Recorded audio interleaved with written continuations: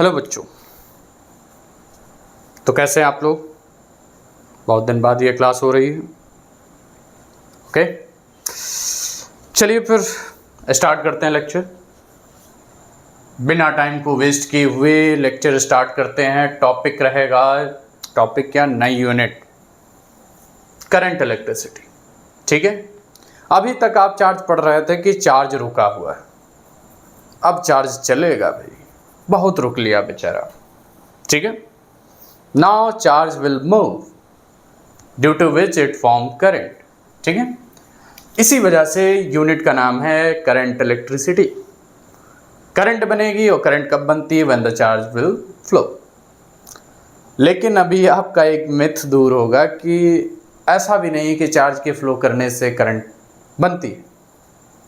ठीक है, वो देखिए क्या होता है।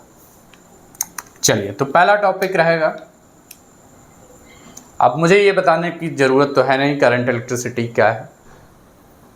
This is the branch of, ठीक है, physics in which you study the flow of charge. ठीक है, चलिए सो स्टार्ट करते हैं। टॉपिक रहेगा पहला इलेक्ट्रिक करंट से ही स्टार्ट करते हैं। ठीक है, इलेक्ट्रिक करंट। तो इलेक्ट्रिक करंट में अगर कुछ डिस्कस करें हम लोग, so what is electric current. तो इलेक्ट्रिक करंट होती है बेटा, what, it is flow of charge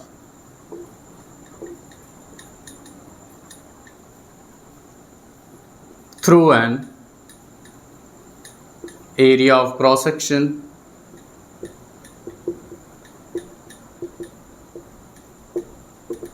in unit time।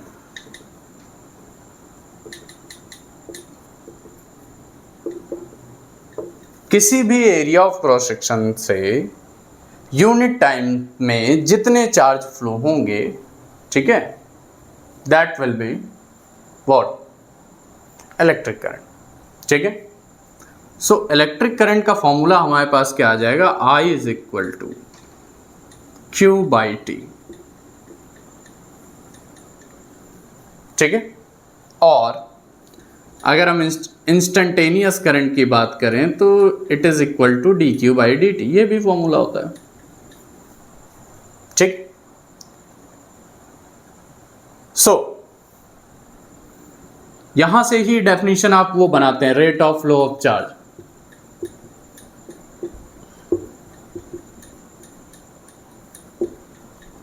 बेटा rate of flow of charge जो डेफिनेशन आप पढ़ते हैं वो इंस्टेंटेनियस करंट की। ठीक है, हाँ, तो आई का formula D q by d T. अब यहां से भी न्यूमेरिकल बन सकते हैं छोटे छोटे, लाइक मैं एक क्वेश्चन ले लेता हूं, if q is given as a function of time t square plus 4t plus 5, then find current at t is equal to 5 second. ठीक है, क्योंकि ये इक्वेशन दी है, टाइम का फंक्शन है ये, आपको करंट बताना है कब, when the time is 5 second. Clear, तो कैसे करेंगे भाई, I इज इक्वल टू होता है D q by d T. बोलो हाँ, होता है कि नहीं होता, होता है। ठीक है, I D by d T. Now you can put the value of Q, Q के प्लेस पे T square plus 4t plus 5 रख दिया। ठीक है, इसको डिफ्रेंशिएट कर दो, I इज इक्वल टू हो जाएगा 2t प्लस 4। डिफ्रेंशिएशन तो आता है ना, टी स्क्वायर का डिफ्रेंशिएशन 2t, 4t, t का 1 हो गया 4 और 5 का 0 हो गया। अब ये इंस्टेंटेनियस करंट की इक्वेशन है। अब हमें किस इंस्टेंट पे करंट चाहिए, so it is given that we have to find current at 5 second, at t is equal to 5 second. So at t is equal to 5 second, when you put the value of t, so I is equal to 2 into 5 plus 4, 10 मतलब 14 ampere, ये हो जाएगा। ये छोटे से question इस पे बन सकते हैं। ठीक है, अच्छा उल्टा भी बन सकता है, करंट दिया हो, चार्ज पूछ लिया हो आपसे, तो उसके लिए Q इज इक्वल टू आप यूज करेंगे इंटीग्रेशन आई डी टी। ठीक है, करंट की इक्वेशन दी हो, चार्ज पूछा हो, तो ऐसे निकालेंगे आप इंटीग्रेशन आई डी टी से। कोई समस्या इस बात पे नहीं होनी चाहिए। चलो कुछ चीज़ें और डिस्कस कर लेते हैं, ये इतना क्लियर होगा मेरे ख्याल से। और ये जो फॉर्मूला होता है बेटा, ये एवरेज करंट होता है, समझ, total charge divided by time. ठीक है, now what is the SI unit of current? Ampere. ठीक है, now tell me, current is a scalar और वेक्टर? करंट कैसी क्वांटिटी है? ठीक है, so current is, electric current is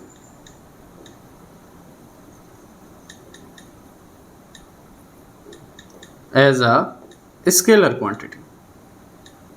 ये एक बेटा स्केलर क्वांटिटी होती है। अब आप कहेंगे सर स्केलर कैसे हो गई, इसमें तो डायरेक्शन होती है। बेटा स्केलर इस बात से हुई है क्योंकि डायरेक्शन तो होती है, your point is correct, but ये वेक्टर के लॉ ऑफ एडिशन को फॉलो नहीं करता है। ठीक है, क्योंकि वेक्टर होने के लिए वेक्टर का लॉ ऑफ एडिशन फॉलो करना चाहिए। चलिए मैं एक एग्जांपल दे के बताता हूं। इधर से बेटा आया 4 एम्पियर करंट, इधर से एंटर हुई लेट से 3 एम्पियर करंट, और फिर करंट ऐसे गई। ठीक है, जब यहां पर मैंने एमीटर लगाया, ठीक है, वेक्टर एडिशन के हिसाब से इधर कितनी करंट जानी चाहिए? ये एंगल कितना है? 90 डिग्री है कि नहीं? तो वेक्टर एडिशन आपने रिजल्टेंट का फॉर्मूला पढ़ा है, ए स्क्वायर प्लस बी स्क्वायर। अगर 90 डिग्री एंगल होता है तो 16 प्लस 9 मतलब 5 आएगा। इसका मतलब यहाँ से 5 एम्पियर करंट जानी चाहिए थी वेक्टर रूल के अकॉर्डिंग। बट जब मैंने एमीटर यहाँ पर लगाया तो मुझे यहाँ पे 5 एम्पियर नहीं मिली, मुझे यहाँ मिली थी बेटा 4 एम्पियर इधर से, 3 एम्पियर इधर से। एमीटर ने मुझे रीडिंग शो करी 7 एम्पियर की। क्लियर? इसका मतलब ये वेक्टर के एडिशन को फॉलो नहीं करता है, स्केलर के एडिशन को फॉलो करता है। That's why electric current is not a vector quantity, still it has direction. Okay? It is a scalar quantity. Reason समझ गए why it is a scalar? Clear? इतना समझ गए? बढ़ा दें? आगे बढ़े? आगे बढ़े? ठीक है।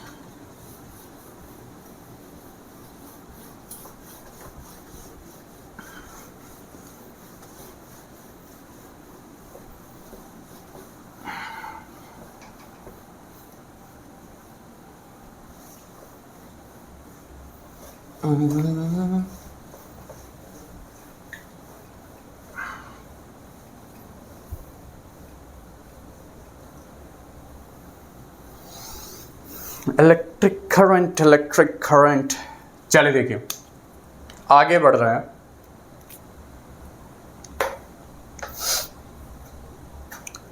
अब आपको करंट कितने टाइप की मिलेंगी? टाइप्स ऑफ करंट, 2 टाइप की बेटी 2 टाइप की करंट मिलेगी आपको। एक है बेटा डीसी, जिसको बोलते हैं डायरेक्ट करंट। ठीक है, पहले मैं आपको बता दूं इस चैप्टर में आप डीसी ही पढ़ेंगे। एसी के लिए पार्ट 1 में लास्ट में चैप्टर है, सेकंड लास्ट। ठीक है, वहाँ एसी पूरा डिटेल में पढ़ो। पहले तो डीसी पढ़ेंगे आप। डीसी करंट क्या है? ठीक है, रिमेन्स कांस्टेंट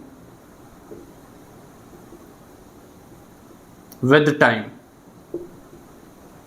बेटा इसकी वैल्यू टाइम के साथ चेंज नहीं होती है, जो डीसी होती है। अब डीसी का सोर्स क्या होता है बेटा? कहाँ से डीसी मिलती है आपको? डीसी मिलती है बैटरी से। सेल से, ठीक है, इन सब से डीसी मिलती। ये उतनी खतरनाक नहीं होती, not dangerous that much as compare to AC. इसका अगर मैं ग्राफ प्लॉट करूं, बन जा। अरे यार टेढ़ी लाइन क्यों बन रही? हाँ भाई, आई वर्सेस टाइम ग्राफ प्लॉट करूं तो इट विल लाइक दिस, ठीक है। टाइम के साथ करंट चेंज नहीं होता है। मान लो ये वैल्यू 4 एम्पियर है, तो 2 सेकंड बाद, 3 सेकंड में, 4 सेकंड में आप कभी भी देखेंगे it will remain 4 ampere. This is DC, ठीक है। डीसी का सोर्स भी बता दिया, कहाँ से मिलेगा आपको, बैटरी सेल से मिलता है। Second one is that is dangerous, AC, alternating current, ठीक है। ये क्या होता है? ये ऐसी करंट होती है जिसका मैग्नीट्यूड और डायरेक्शन दोनों रिपीट होता है, ठीक है। हुज मैग्नीट्यूड, अरे मैग्नीट्यूड लिख जाए यार सही से, एंड डायरेक्शन चेंजेस पेरियोडिकली, जैसे हर 24 घंटे बाद सूर्योदय होता है, पीरियड के अकॉर्डिंग रिपीट होना, same as it is AC भी करता है, ठीक है। तो एसी का अगर मैं ग्राफ बनाऊं तो कुछ ऐसा बनता है, इधर आई इधर टाइम, एक साइन का ग्राफ जैसे बनता है वैसे, ठीक है। ये रिप्रेजेंट कर रहा है कि इसकी वैल्यू बढ़ रही है, और इसका इस तरफ नेगेटिव पोर्शन में जाने का मतलब है कि इसने डायरेक्शन चेंज करी। मतलब ये करंट पहले ऐसे फ्लो होती है, फिर डायरेक्शन चेंज करके फिर ऐसे, मतलब ये करंट एक ही जगह पे ऐसे ऐसे करती रहती है, ठीक है।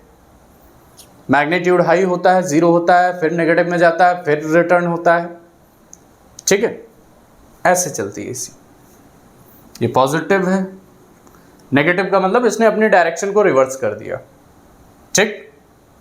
बाकी ये तो जस्ट इंट्रोडक्शन था, पूरा चैप्टर है अभी पढ़ने के लिए, इसमें भी अभी बहुत कुछ पढ़ना है आपको, ठीक है। ये क्लासिफिकेशन था ताकि आपको थोड़ा ओवरव्यू पता रहे। टाइप्स ऑफ करंट में मिटा दूं, चलिए ठीक है।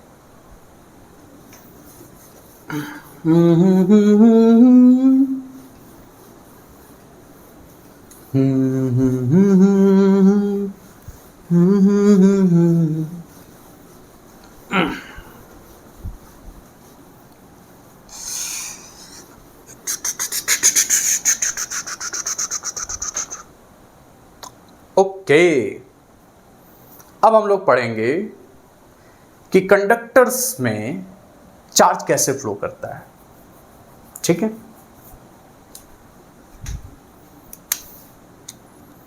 Flow of charge in conductor मतलब मेटल, ठीक है। चार्ज का फ्लो कंडक्टर में कैसे होता है? देखिए, जैसे आपने 11th क्लास में पढ़ रखा है ना कि गैस के मॉलिक्यूल कंटेनर के अंदर, अगर किसी क्लोज वेसल में गैस है तो उसके मॉलिक्यूल कैसे मोशन करते हैं? आप सब ने पढ़ रखा है, रैंडम मोशन करते रहते हैं, कोई किधर भी जा रहा है,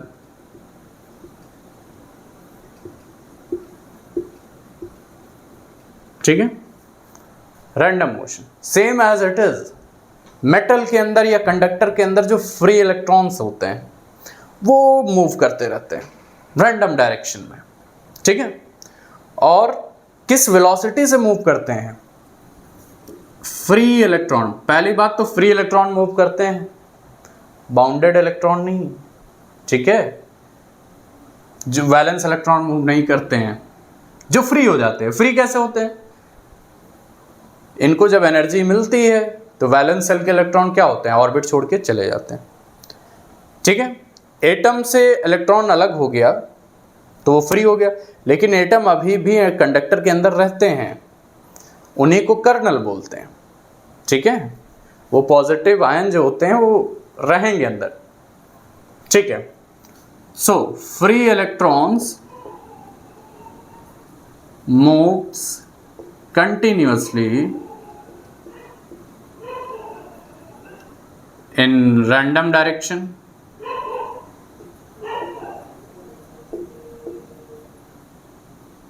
like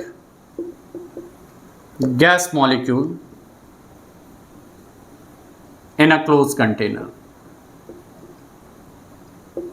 समझ गया बेटा? कंपैरिजन किससे किया? गैस मॉलिक्यूल जैसे क्लोज कंटेनर में मूव करते हैं, इधर उधर इधर उधर लड़ते भिड़ते रहते हैं, वैसे फ्री इलेक्ट्रॉन भी लड़ते भिड़ते रहते हैं। ठीक है, अच्छा, ये जो फ्री इलेक्ट्रॉन होते हैं ये किस वेलोसिटी से मोशन करते हैं? So free electron moves with very high speed, बहुत तेज से चलते हैं भाई ये लोग, approx 10 to the power 5 metre पर सेकेंड की स्पीड से। ये जो फ्री इलेक्ट्रॉन इसके अंदर घूमते रहते हैं ना, मेटल के अंदर या कंडक्टर के अंदर, बहुत तेज से चलते हैं। और कितनी स्पीड से चलते हैं? 10 to the power 5 मीटर पर सेकेंड। और इसी को क्या बोलते हैं बेटा? इसी को बोलते हैं thermal velocity. This velocity is called thermal velocity. ठीक है, और कुछ चीजें आप जान लीजिए। ये इलेक्ट्रॉन जब चल रहे होते हैं अंदर तो भिड़ भी जाते हैं। किससे भिड़ जाते हैं? आपस में भी भिड़ सकते हैं या फिर कर्नल से भिड़ सकते हैं। भाई ये चल रहे हैं तो पॉजिटिव एटम तो है ही है ना, लैटिस में घूम रहे होते हैं जो फ्री स्पेस होता है, लेकिन जिस एटम से निकल के गए वो एटम तो अभी है ना रास्ते में, उनसे भी भिड़ते रहते हैं। ठीक है, ये फ्री इलेक्ट्रॉन थर्मल वेलोसिटी से बहुत तेजी से चलते हैं और लड़ जाते हैं, जाके कर्नल से लड़ते हैं या फिर दूसरे इलेक्ट्रॉन से लड़ते हैं। तो इस दौरान ये जितना डिस्टेंस मूव करते हैं, average distance, that is called mean free path. The distance, average distance, the average distance. अच्छा, ये वर्ड पहली बार नहीं सुन रहा हूं, mean free path. KTG kinetic theory of gases में पढ़ा था आपने मीन फ्री पाथ। ठीक है, the average distance travelled by, अरे लिख जा यार सही से, travelled by free electron between two successive collision is called mean free path। दो सक्सेसिव कोलिजन के बीच में, दो लगातार टक्कर के बीच में जो रास्ता हो ये ट्रेवल करता है उसको मीन फ्री पाथ बोलते हैं। और जैसे ये इलेक्ट्रॉन आया, इससे भिड़ गया, ठीक है, उसके बाद अब जा रहा है दूसरे से भिड़ने, तो तब तक तो वो रिलैक्स है ना, अभी किसी से नहीं झगड़ा कर रहा है, नहीं लड़ रहा, तो for that time interval electron is said to be in the condition of relax. ठीक है, इस वजह से इस टाइम इंटरवल को बोलते हैं relaxation time. The average time interval, लिख जा सही से, interval between two successive collision, the average time interval between two successive collision is called relaxation time. ठीक है, ये कुछ इंपॉर्टेंट बातें हैं बेटा, याद रख। अगर आपको ये चैप्टर अच्छे से समझना है, ये सारे पॉइंट आपके दिमाग में होने चाहिए। नहीं तो समस्याएं बढ़ सकती हैं। ठीक है, चलिए यहां तक हुआ।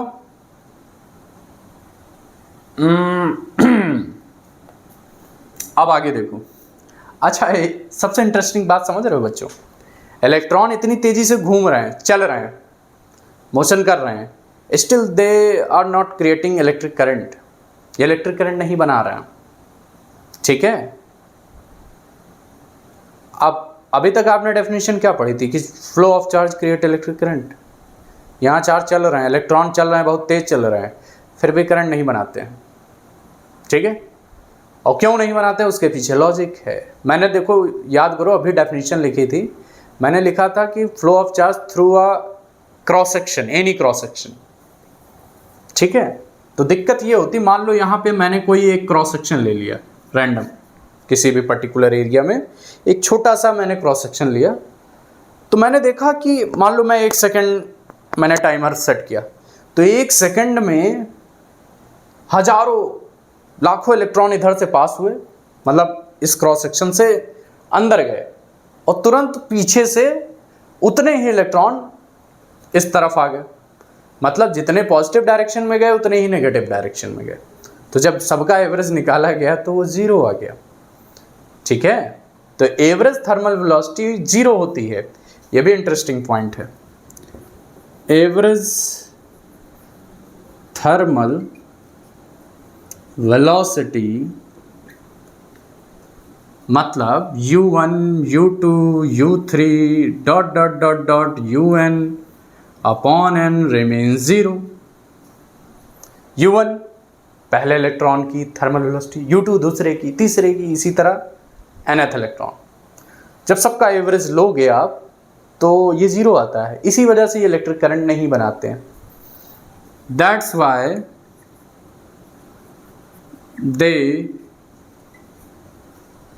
Not create electric current. इसी वजह से ये इलेक्ट्रिक करंट नहीं बनाते। तो क्वेश्चन उठता है, फिर इलेक्ट्रिक करंट बनाता कौन है भैया, बनता कैसे है? याद करो, इलेक्ट्रिक पोटेंशियल चैप्टर में मैंने आपको पढ़ाया था कि इलेक्ट्रिक करंट तब तक नहीं बन सकती जब तक पोटेंशियल का डिफरेंस ना हो। ठीक है, तो जब वायर को आप सेल से या बैटरी से या किसी से कनेक्ट करेंगे या पोटेंशियल डिफरेंस क्रिएट करेंगे तब करंट फ्लो होती है। ठीक है, और तब करंट कैसे फ्लो होती है, what is the reason behind that? तो बेटा तब करंट फ्लो होती है ड्रिफ्ट वेलोसिटी से। ठीक है, इलेक्ट्रॉन ड्रिफ्ट करते हैं मेटल के अंदर, कंडक्टर के अंदर, उनके ड्रिफ्ट करने की वेलोसिटी से करंट बनती है। और ड्रिफ्ट करते ही क्यों है?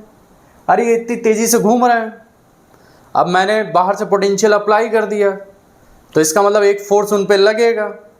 वो सीधा जाना चाह रहे थे, ऐसे थोड़ा सा बेंड हो गए, हल्का सा, तो उनके यही जो ड्रिफ्ट करने की वेलोसिटी होती है, इसी से करंट बनेगी। ठीक है, थर्मल वेलोसिटी से करंट नहीं बनती। करंट किससे बनती है? ड्रिफ्ट वेलोसिटी से। Is it clear to everyone? और बहुत इंपॉर्टेंट और बहुत ही इंटरेस्टिंग टॉपिक है ड्रिफ्ट वेलोसिटी।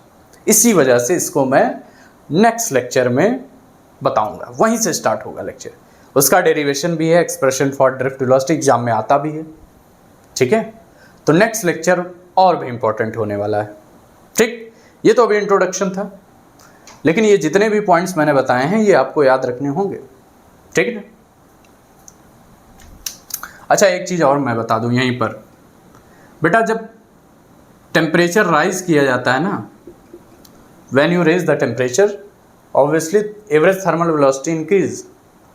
ठीक है, अब एवरेज थर्मल वेलोसिटी इंक्रीज होगी तो उससे होगा क्या? अब इलेक्ट्रॉन और तेजी से दौड़ रहे हैं, तो पहले मान लो 2 सेकंड में लड़ रहे थे, तो अब 1 ही सेकंड में लड़ जाएंगे। तो इसका मतलब क्या कम हो गया? टेम्परेचर बढ़ाने पे टाउ डिक्रीज होता है। अब आप कहेंगे सर टाउ क्या होता है? टाउ बेटा कहाँ गया? हाँ, रिलैक्सेशन टाइम का सिंबल होता है।